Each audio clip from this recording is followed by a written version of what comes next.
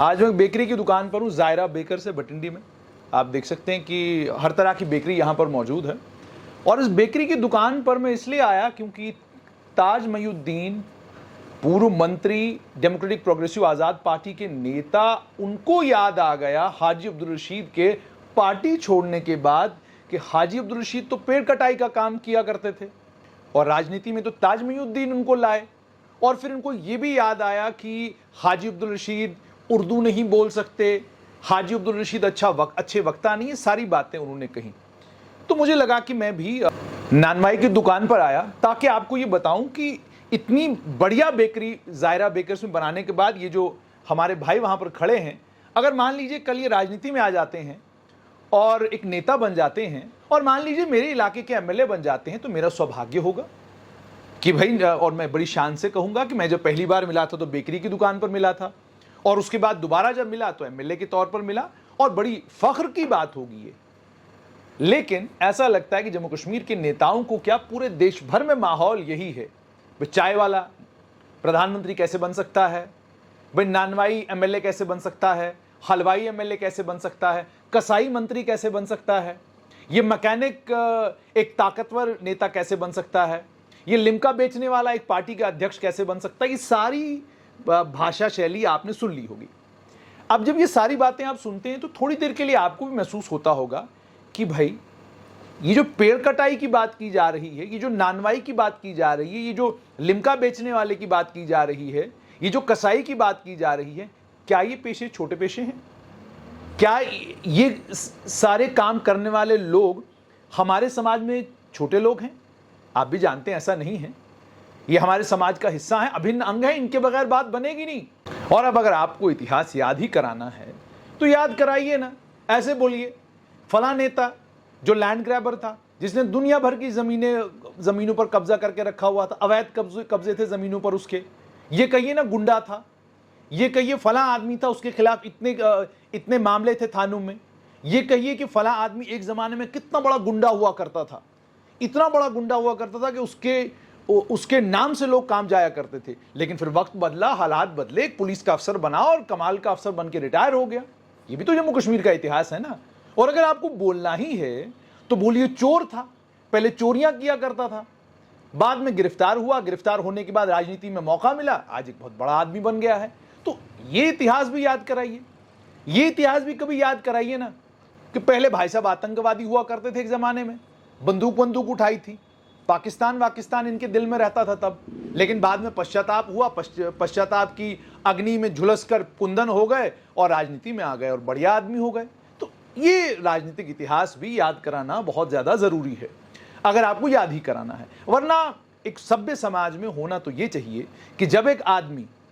वो किसी भी पेशे में था, उस पेशे से निकलकर अगर वो राजनीति में आता है और कामयाब होता है, आपके साथ है या आपके साथ नहीं है, आप जब उसको लेकर उसको क्रिटिसाइज करना चाहते हैं, उसकी आलोचना करना चाहते हैं, तो विचारधारा की आलोचना करिए। याद कराना है तो भाषण याद कराइए, याद कराना है तो ये याद कराइए कि अपनी कॉन्स्टिट्यूंसी में कैसा काम करते थे, आरोप लगाना है तो ये आरोप लगाइए कि वो क्या कुछ कर रहे थे अपने जीवन काल में जिसके चक्कर में आपने उनको पार्टी से बाहर निकाला। यहां तक अगर आप सीमित रहते हैं तो बात बनती नजर आती है। लेकिन अगर आप यहां तक सीमित नहीं रहते हैं और भाषा में आपको दिक्कत ये आती है कि जनाब ये पहले नानवाई था, ये पहले हलवाई था, ये पहले फलाना था, इससे आप ये कर रहे हैं कि समाज में जो लोग ये सब काम कर रहे हैं, आप उन सब लोगों को छोटा दिखाने की कोशिश कर रहे हैं, उनके काम को ऑर्डिनरी बता रहे हैं। आप ये कहने की कोशिश कर रहे हैं कि ये वो समाज के लोग हैं जो समाज के लोग कोई बढ़िया काम नहीं कर रहे हैं, ये छोटा काम है जो ये कर रहे हैं। जबकि हकीकत ये है, यही वो लोग हैं जिन लोगों ने जब 1947 से पहले हम आज़ादी की लड़ाई लड़ रहे थे ना, तो अंग्रेज जब गोली चलाते थे यही सीने पे गोली खाते थे। देश की आज़ादी के लिए सबसे ज़्यादा बलिदान अगर लोगों ने दिया है तो इन्हीं कमज़ोरों ने, गरीबों ने बलिदान दिया है, जिनके बलिदान के चलते देश आज़ाद हुआ। और सिर्फ इतना ही नहीं, आपकी पार्टी का झंडा भी यही लोग उठाते हैं, आपकी पार्टी के बैनर भी यही लोग लगाते हैं आपकी। और जब वोट देने की बारी आती है, वीआईपी क्लास, शहरी लोग ज्यादातर तो घूमने चले जाते हैं उस दिन, कहते हैं चलो पत्नी टॉप का चक्कर लगाएं, को गुलमर्ग का चक्कर लगाएं। और आप ये भी जानते हैं कि शहरों में वोट कितना पड़ता है, कितने प्रतिशत वोट पड़ता है। तो वोट डालने वाले लोग भी यही हैं। तो जिनके दरवाजों पर जाकर आप हाथ जोड़ते हैं, जिनके दरवाजों पर जाकर आप भीख मांगते हैं कि भैया है परसों वोट डालने जाना है, जरा हमारा ख्याल रखिएगा, उनके पेशे को, उनके कामकाज को जिस तरीके से आप अपनी भाषा के जरिए,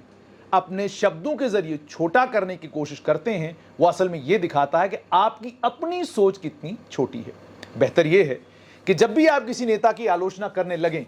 वो पहले क्या था वो जरूरी नहीं है, क्योंकि जब आप पहले क्या की बात करेंगे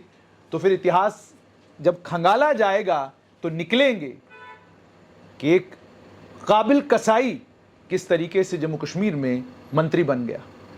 जब थोड़ा और इतिहास खंगालेंगे तो पता चलेगा कि एक हिस्ट्री शीटर किस तरीके से जम्मू कश्मीर की एडमिनिस्ट्रेशन और जम्मू कश्मीर की राजनीति का एक अभिन्न अंग बन गया।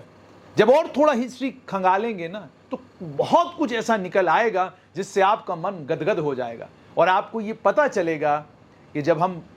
शब्दों का प्रयोग करने लगें, जब हम लोगों को छोटा और बड़ा करने लगें, उस वक्त हम इस बात का ख्याल रखें कि हम